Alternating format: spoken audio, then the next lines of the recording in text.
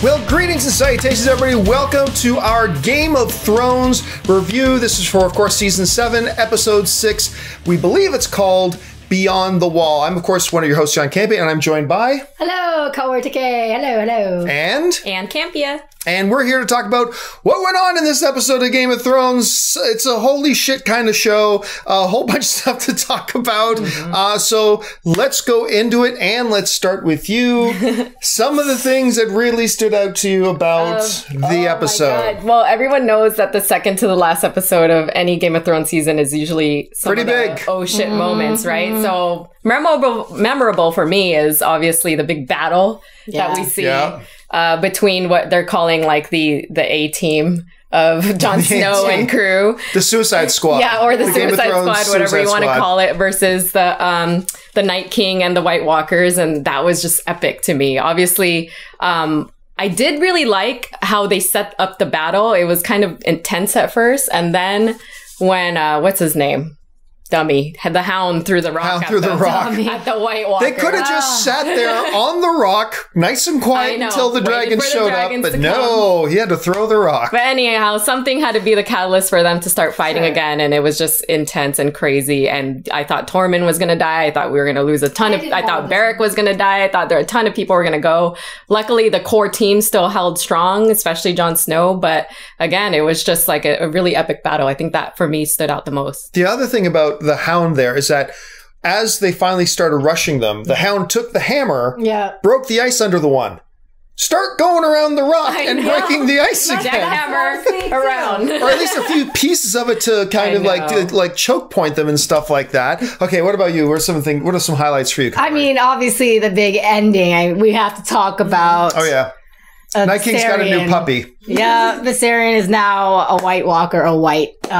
Dragon flyer? White flyer? I mean, the thing is, the Night King is so threatening and scary, and without a doubt, throughout this whole entire show, this episode culminates to showing how scary this guy is, that he could take a dragon down and turn him into his side. It's nuts. And he's got a degree in not giving a shit. Because no matter what's going on, Night King always looks like he just doesn't give a shit. Like, okay. He's like, I got this. Whatever. Let's also talk about how good of a leader the Night King is. Because here's the thing. He has his troops prepared. Who would have thought we would have needed 600 yards of giant thick chain on this long march through the winter? Who would have thought?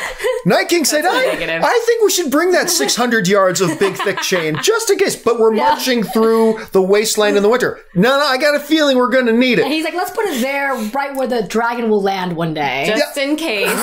That guy was like, wait a minute. I didn't see them carrying 600 yards of giant, thick, industrial strength chain. But whatever they have. And who knew that the White Walkers needed a scuba team? That the White Walkers had a scuba team that they could send down, wrap up that dragon and bring him up. But whatevs. Whatever. To me, I started loving this episode even before the battle as just the Suicide Squad were walking through the wilderness. I mean, there were some great side conversations that went on. And one of my favorites was with Tormund and the Hound. Yes. And they start talking about Brienne of Tarth. And I just love two big moments of that. It's like when the Hound looks at her and goes, she looks at you like she wants to cut you up and tear out your liver. He's like, you have met her.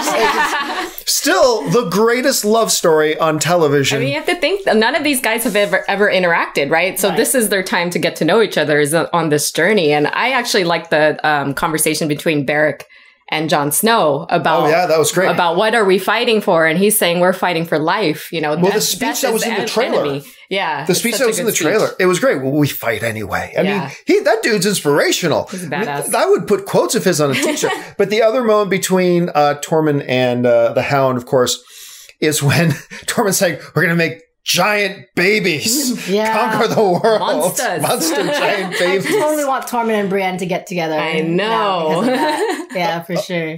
So good. So that whole conversation was going good. Another thing for me too is, of course, last week I've been getting sick and tired of Dany and like her twist towards it, and it's like one of the things I said, I made a video about it, and I said, like, who knows? Maybe at any point in here, the writers are going to have her like come to the light kind of moment.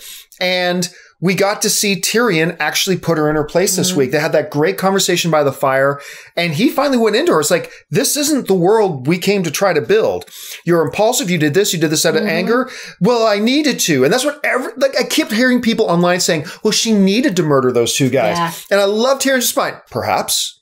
Or perhaps you could have just killed one at the other. Perhaps we could have put them in chains for a while, but we didn't have time to even think about that because he just acted like a dick.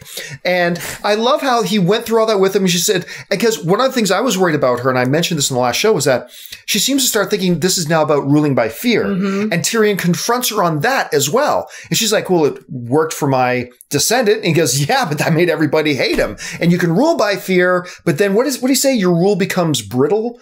Or something like because everybody underneath you wants to see you die. Yeah. So really, the fear is and it seemed like as Tyrion was finishing that speech, she's staring out the window, and I feel like she got it. Yeah. And then quickly the conversation turned to succession, and then she shut him down on succession.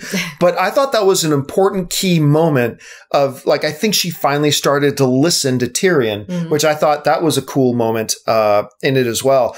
But of course, the whole episode built up to what a lot of you guys predicted was eventually going to happen. Night King's got himself a pet puppy. He's got himself a dragon now. So scary. So your thoughts on all that? I think it's going to be great battles. It's going to make it even bigger. I can't wait to see the dragon breathe ice. Or ice wind or whatever. Yeah, it's going to be just amazing. And I hope that they battle that on like end of this episode. I mean, the last episode, no, not next season though. Yeah. I want them to, I'm so. I just can't wait. Poor Drogon's going to be, Drogon, right? The biggest one. He's going to be conflicted because, I mean, there's his sibling who died and is now alive again. And now at some point they're going to have to battle each other, I'm sure. And then you've got the third one that kind of just took off during the battle. Yeah. Like when the one died, the one was like, okay, I'm out. Yeah. And he kind of left and we didn't see him at the wall again. No. So I'm sure they'll both be back at, what would Dragon Rock? Is that what's the name of the Dragonstone or wherever it is? They'll regroup back there and everything. So that was important. Okay, so then I mean, Dany and Jon start to have their conversation on the bow. What do you think of that? I don't know what to think of it yet. I don't know that I like it. I don't know that I dislike it yet. I haven't made a opinion on it. It's definitely going that path where they're falling for each other with the hand holding, and Dany's just like, I can't believe I'm falling for this guy. You could see it in her face. Right. But it all depends how and when Jon finds out about his heritage. And I'm wondering if it's going to happen by the end of this season. What do you guys think? I don't think it's going to happen by the end of the season. There's I can't see him getting back to Bran yet. I'll be honest with you. I was a little turned off by that sequence.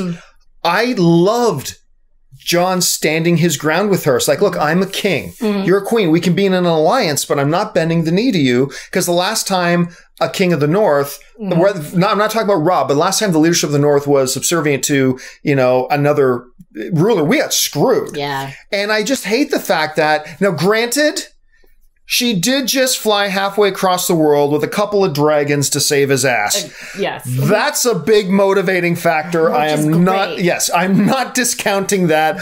I'll probably bend a knee to you too at that point. But I didn't want that to happen. I wanted like her and him to come to an understanding that, okay, you're king, I'm a queen, we're going to work together, save the world sort of thing. But instead he said, I'm going to bend the knee and But he can't bend the knee. I still think we're going to get like a Luke and Leia moment. I honestly do think like... But they're not brother and sister. No, absolutely not. But when they find out, it's going to be like, oh, why did we kiss kind of thing? Because we are somehow related, right? You're my aunt and I'm your nephew. But what's scary is that Targaryens are very used to having incestual relationships because they want to keep that Targaryen blood. So it might actually be in their favor. Like Dany might be like, oh. Right. Even more enticing. Keep it in the family.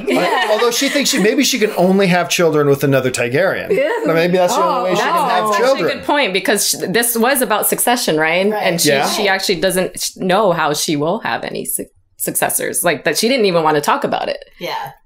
It's a touchy subject. Yeah.